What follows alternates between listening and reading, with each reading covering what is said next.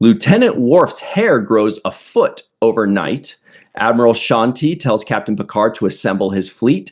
And Sela doesn't fall for Picard's trap. Hello, everybody, and welcome to The Seventh Rule with Sirach Lofton and Denise Crosby. Hello. Happy New Year, everyone. Happy New Year. Absolutely. The return of Denise Crosby for this very special episode. We're doing a review, by the way, my name is Ryan T. Husk, of Star Trek The Next Generation Season 5, Episode 1, Redemption Part 2, written by, say it with me, Ronald D. Moore. This guy knows. Directed by David Carson. This was September 21st, 1991. Where were you? Ronald D. Moore, he knows about Klingons, and they always got him right in the Klingon episodes, as Sirach has noted in the past. How you doing today? Oh, man, kicking it off, with you guys. Off the new year with a powerful Sela episode. Wow. That timed out pretty darn well. It's sort of maybe a good omen for the year. We need one. Yeah. We need Sela out there. Yeah. I think she could make some stuff happen, Yeah. Mm-hmm. And she knows when to retreat. I liked that. I forgot that. Yeah. That's really a heroic. That makes a hero when they know to draw back, fall back. Klingons don't know that. Oh my God. How about that headbutting? Yeah. Well, Denise, it's so good to have you back. You again. Yes. Before we hit record, I swear, as soon as you came on, it felt like no time had passed. It felt like we were right back to spring of 23. And we're hanging out, we're talking. Denise is going, "What were they thinking?" And we were saying, "Is that Denise's legs or a cardboard cutout of her?" But we were also having fun. We just referenced your wave like last week, I think it was the wave you did on the way out. Anyway, it's so great to have you, Denise. It feels like no time has passed, and we missed you. Oh, you guys, I miss you too. I always love this. Has been just so much fun. I can't believe spring of 23 is when we started this nonsense. Oh my goodness! I think it was January to like May or June of 23. Wow, I mean seriously, it's crazy, and it's gone so quickly. And there's so many aspects to doing this with you guys. Just again, watching, I have not seen Redemption 2, Part 2 in, 8,000 years. And it was such a great refresh and fun to watch on so many levels. And, always good to hang with you guys and your group that you've assembled. Many of whom I've met now in the last year and a half. Sorry about that. They can track you down whatever city you go to. They hunted me. And Sirach, you've never seen this episode either, right? No. First time seeing this episode. Super surprised when I saw you at the very tail end of the first part of this episode. I think you just had one line at the end of that. But to see you in this episode, to see you come back in general at the end of the fourth season, beginning of the fifth season, I'm like, wow. Am I looking at Tasha Yar? Is this the same character? And they did a lot of clarification with that. But what did you think when they called you out of the blue and said, "Hey, we want to bring you back"? Well, here's the thing. I pitched this idea. Really? I had pitched this idea to Rick Berman. It sort of came about from the Yesterday's Enterprise episode, which gave the story was that Lieutenant Castillo and Tasha Yar were romantically involved. And I thought, what if Tasha Yar was pregnant with Castillo's child when she goes back on the Enterprise C, which not only is it becomes part of her reason for going back, because this is the father of her child. Not only that it's the right thing to do to set, things straight, but it's a noble thing to do because of who she is, her character. But also, if she's pregnant with his child, she's going to go back with him. And then what happens in the battle with the Romulans,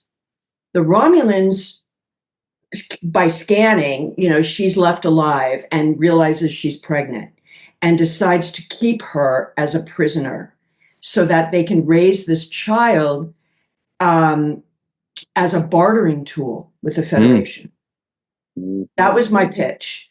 And it's sort of, in all honesty, and I saw Mary McDonnell this past year at a con, it kind of came about from Dances with Wolves. I don't know how I got the idea in my head that Mary McDonnell's character, if you remember the movie, she is a white American woman who, in a battle with Native Americans, everyone's killed, her family, but she is raised by them.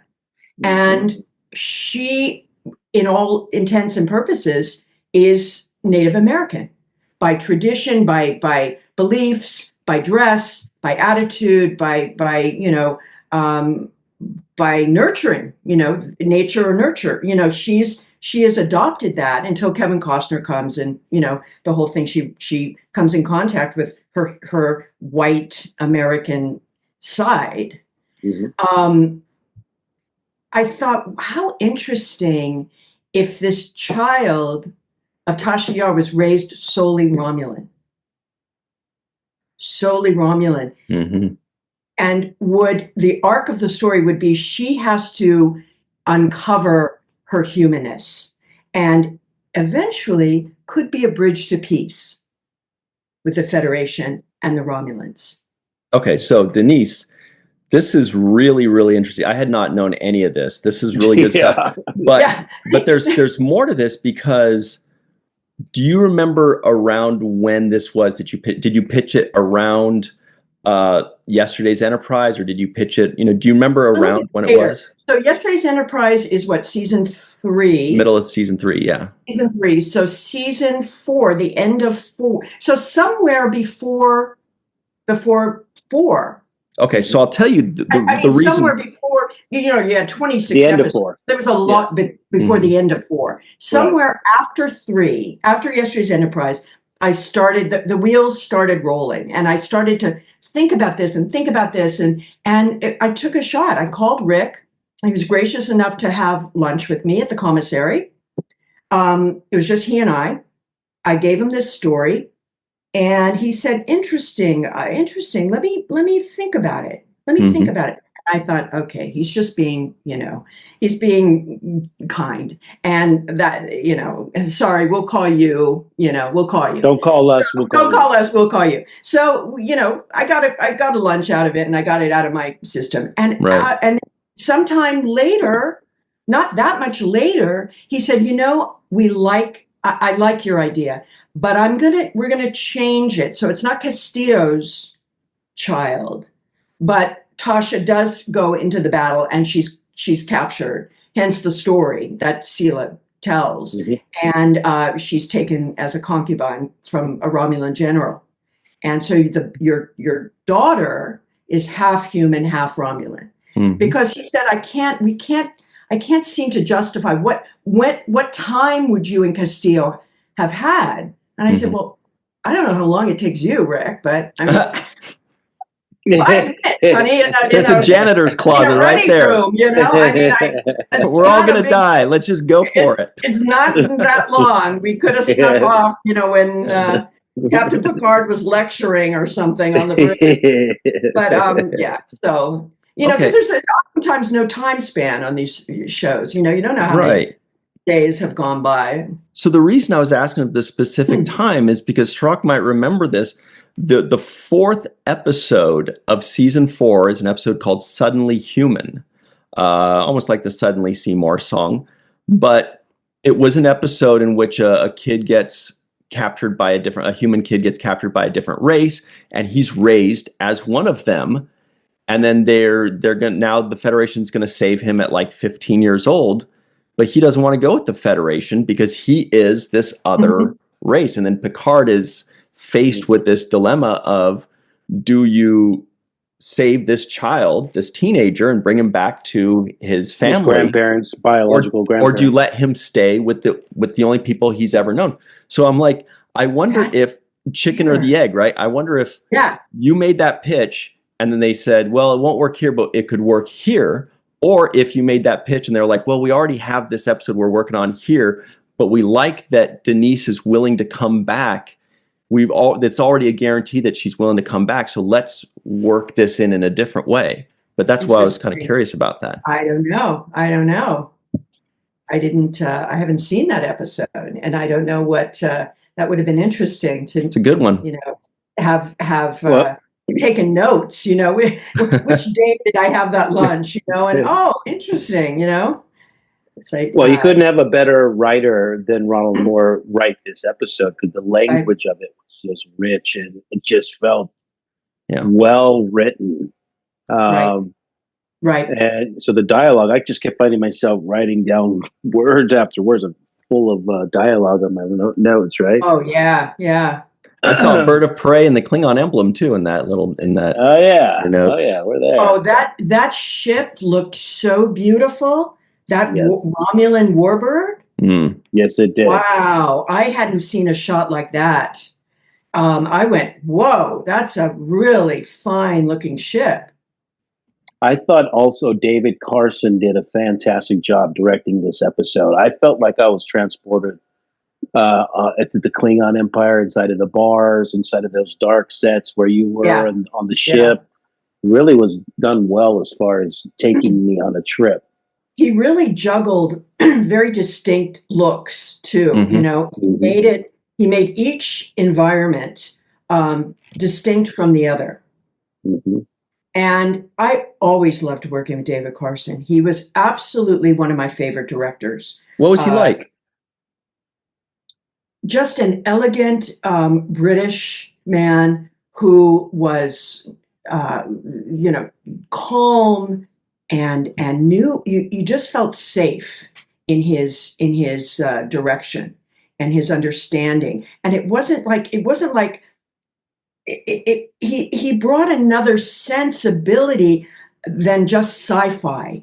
It wasn't like, I never got the sense he was a big sci-fi guy. He was more like, what are we talking about here as people? Forget that it doesn't matter if we're in this universe or that universe, but what are we getting here at this, so when you see, I love that scene with Picard and Sela when she's explaining, what's going on, just her body language and the intention of the scene is so clear. It's so clear and simple and direct. And he did that. It wasn't there just was an ease. It wasn't a lot. It wouldn't tell you a lot. TV directors, they don't generally go on and on and on, nor should they. But he just knew, he's just very experienced man. I was trying to remember, and I forgot to do this afternoon. I somehow think I worked with David Carson again, like almost in Ray Donovan. Like I'm wondering if he directed any episodes of Ray Donovan. Well, I got one way to find out. I worked with David Carson on Deep Space Nine. He did the pilot for Deep Space Nine. Oh, see, he was that makes sense. Best pilot. Because he was really one of the better directors of Next Gen. And when you do a pilot, that's a whole other level of a director. Yeah. And he did a fantastic job in the pilot. I remember working with him as my young self, and I felt that he was very relaxing and calm and felt confident in what he was doing. Like you had faith that he was getting it done. And it reminds me of, when you said, who does he remind you of or what is he like? Ryan, I thought of Paul McCartney. It's kind of weird, but Oh, that's cool, man. yeah, That's a good and I person to would be very, like. yeah. And it's that Yeah. mellifluous, British accent that you just already feel like you're in good hands There's with something calming this to guy. it. Yeah, this guy knows acting and actors, and I know it's driving me crazy because I know I've worked with him on something else outside of Star Trek. Well, I could But I could run over the list real quick. Check this out. Okay. I was thinking maybe Nash Bridges is an option. We also have let's see, in that frame, South Beach, Shameful Secrets, Strange Luck, From Earth to the Moon, Letters from a Killer, Martial Law, L.A. Doctors, Man Made, The 10th Kingdom, His Life, the John Lennon story. Hey, that's cute. Celebrity, Witchblade, Odyssey 5, Carrie, Birds of Prey, Karen Sisko. There's a lot of Star Trek things in here. One Tree Hill, The Days, Unstoppable, Smallville, Runaway, Blue Smoke, and The Dresden Files. No, martial law. What was that? Maybe I did an episode. Alien Nation. I can't even remember. I mean, was I on martial law? There's also L.A. Law, Northern Exposure. LA Law. I did for Maybe sure. it was that one. Yeah, could have been. Okay. Yeah. That guy's got a lot of credits. Yeah, I didn't see Ray Donovan there. No. Okay. Unless he maybe was a producer on it, not a director. No. Okay. So Denise, how was the vibe now? Because you had now, obviously you were in the first season, then you come back and you do a temperature gauge on the third season when you do yesterday's Enterprise. What was the temperature like on the set? What was the vibe like here now, beginning the fifth season of this show? Well, again, I only worked with Patrick of the cast. Right. Everyone else were the guest stars. The Klingon sisters. Lursen Betor. Right. Yeah, that's a good group. And too. my this guy, my faithful servant, Movac or something. So really, yeah. So Movac or something. I didn't see anyone. Okay. So it was really like, and it was. I remember Patrick and I, just being great to see each other, and I was really focused on making sure I had all my words, all my I don't want to mess with this guy. He scares me a little bit. It was always acting with him scared me a little bit, but in a good way. Like you better have be ready. Be ready. You're not, especially me leaving now and having the sort of great privilege of coming back. I've got to really be on my game. And it's funny because I was watching the scene he and I had, and I thought, I worked hard on that. I made sure I could nail that scene because you talked about the body language. You talked about your body language in that scene. It showed like that, you've got this certain presence, then you push more with that presence, and then you kind of let go and open up a little bit, and there's a change there. Yeah, I mean, I the dynamics of the scene, I had to be, as I had to take control of that scene. Mm-hmm. She's not going to let him, belittle her in any way. So it was kind of fun to kind of fuck around a little bit with that, because Tasha, and there was the distinction. Mm-hmm. If people ask me, how do you go from Tasha, what modifications or changes, if any, and of course there are, because the whole personality of Sela with Picard is the opposite of Tasha and Picard. Mm-hmm. Yes, completely. Right? Completely. So she's not only his equal, but in her mind, she's superior. Yeah. Where Tasha, that would never, Right. And again, I was always alluding to the scene that was my audition, that was never filmed, which I've told you guys about, where Tasha is really having second thoughts about being the security chief on this because she doesn't feel she's entitled, or able under Picard. He's so great that I'm not worthy. Mm-hmm. And, Troy talks her Yeah. down off the edge. That's how you played Tasha. You did play Tasha as a subordinate to Picard. Therefore, you would defer to him and whatever his advice was on that particular issue. So he was the man in charge giving orders. In this case, you really did match him as far as I'm in charge of my stuff, just like you're in charge of your group. Right. And so we're on playing fields of a level playing field. Actually, I think I can outsmart you. And I love that gamesmanship of this episode. That was one of the great highlights of the episode for me, was the chess match between you and Picard of, I'm going to open this part of the gate. I'm not going to fall for that trap. I'm going to do something else. The chess match that the two of you played, I thought that's what really made the story wonderful. Yeah, I agree. And just the the surprise and the disbelief that Patrick did so well of, it's Tasha standing in front of me, and I want to see her, and how he reconciled that. It's interesting that if you think about something that drastic happening, something so out of left field that you wouldn't have, Guinan comes with this sort of little nugget that is so outrageous that